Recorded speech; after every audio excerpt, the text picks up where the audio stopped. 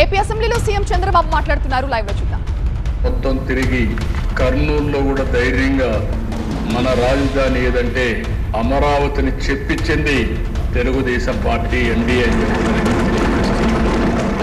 విశాఖపట్నానికి వెళ్ళి విశాఖపట్నం మీటింగ్లోనే మన రాజధాని ఏదంటే అమరావతిని విశాఖపట్నం కూడా చెప్పారు. అంటే ఈ ప్రభుత్వం పైన ఒక నమ్మకం, చెప్పింది చేస్తారనే విశ్వాసం ఉంది. అందుకే ప్రజలు నమ్మే పరిస్థితికి వచ్చారు. దేశ ఈరోజు కాంగ్రెస్ సభ్యులందరూ గుర్తుపెట్టుకోవాలి, రాయలసీమలో ఉండే ప్రజలందరూ కూడా ఆలోచించుకోవాల్సిన అవసరం ఉంది. ఈరోజు ఈ రాష్ట్ర సమగ్ర అభివృద్ధి ఒక్క తెలుగుదేశం పార్టీతోనే సాధ్యం. అధ్యక్ష చేశాం, చేసి చూపించాం.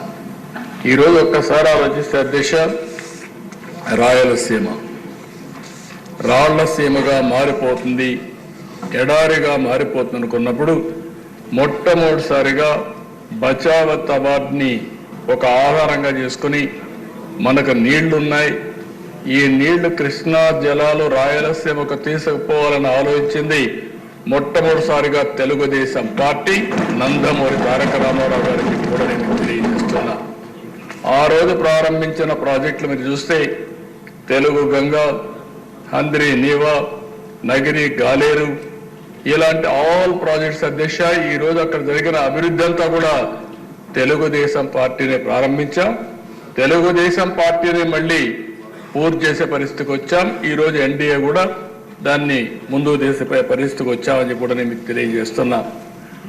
ఈరోజు ఏదైతే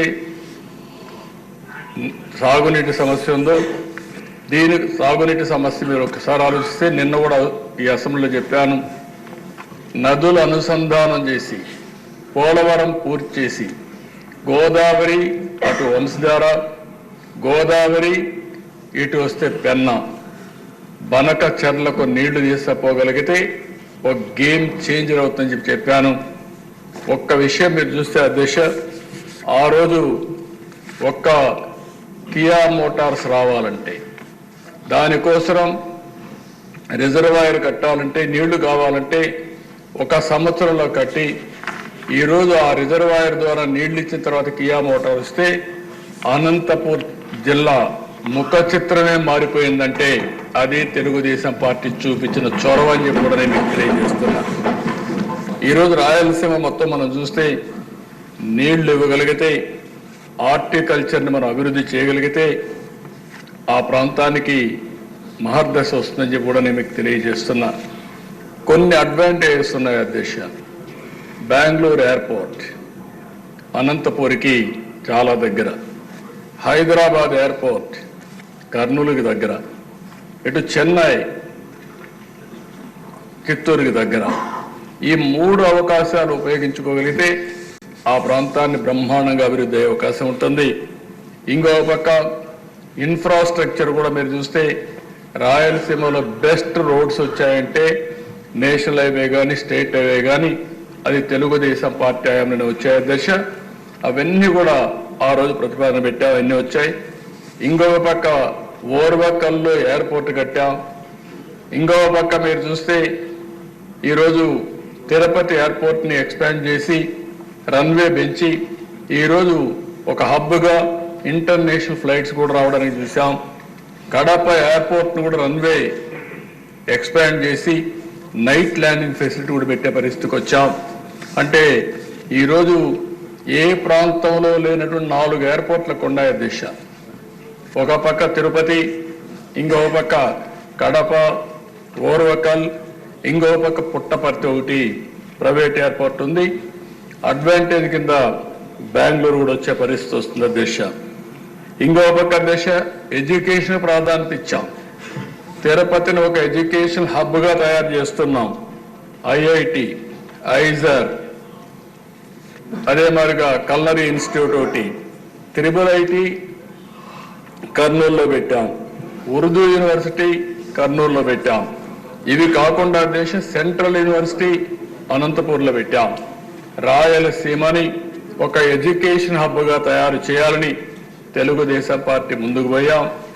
ఏదైతే ప్రజాగళంలో మిషన్ రాయలసీమ అనౌన్స్ చేశారో దానికి కట్టుబడి ఉండి తప్పకుండా మిషన్ రాయలసీమలో చెప్పిన ప్రతి ఒక్కటి కూడా తెలుగుదేశం పార్టీ ఎన్డీఏ ప్రభుత్వం పూర్తి చేస్తామని చెప్పి కూడా నేను మీకు తెలియజేస్తున్నాను. ఈరోజు అధ్యక్ష, రాయలసీమకి ఏదైతే హార్టికల్చర్ హబ్గా తయారు చేయాలని నీటి సమస్య ఉంది కాబట్టి 90%తో డ్రిప్ ఇరిగేషన్కు సబ్సిడీ ఇచ్చాం. ఆ 90% ఇస్తే గత ప్రభుత్వం దాన్ని కూడా తీసేసే పరిస్థితికి వచ్చారు. అలాంటి ఏ విషయంలో చూస్తే అధ్యక్ష, రాయలసీమకు ఒక్క పని చేసిన దాఖలాలు లేవు. ఇండస్ట్రీ వచ్చిన తిరుపతిలో హార్డ్వేర్ హబ్గా తయారైందని తెలుగుదేశం పార్టీలో వచ్చింది. నిన్ననే మీరు చూస్తే కొప్పర్తి, ఓర్వకల్ 2 ఇండస్ట్రియల్ పార్కుల కోసం గవర్నమెంట్ ఆఫ్ ఇండియా శాంక్షన్ చేస్తే 2 కూడా రాయలసీమలో పెట్టి 5,000 కోట్ల రూపాయల దగ్గర దీనికి శాంక్షన్ చేశాం. అదే మరి ఓర్వకల్లో డ్రోన్ సిటీగా తయారు చేశాం. మ్యానుఫ్యాక్చరింగ్ కానీ, యూస్ కేసెస్ తయారు చేయడం కానీ, సర్టిఫికేషన్ కానీ కేంద్రంగా తయారు చేశాం. అందుకే కర్నూలు టౌన్ని ఒక మంచి టౌన్గా తయారు చేయాలనేది తెలుగుదేశం ప్రభుత్వం యొక్క సంకల్పం. తప్పకుండా చేస్తాం. అందులో ఒక అడుగు ముందుకేస్తూ ఈరోజు హైకోర్టు బెంచ్ని కర్నూలులో పెట్టడానికి ఈ హౌస్ తీర్మానం చేస్తున్నామని కూడా నేను తెలియజేసుకుంటాను.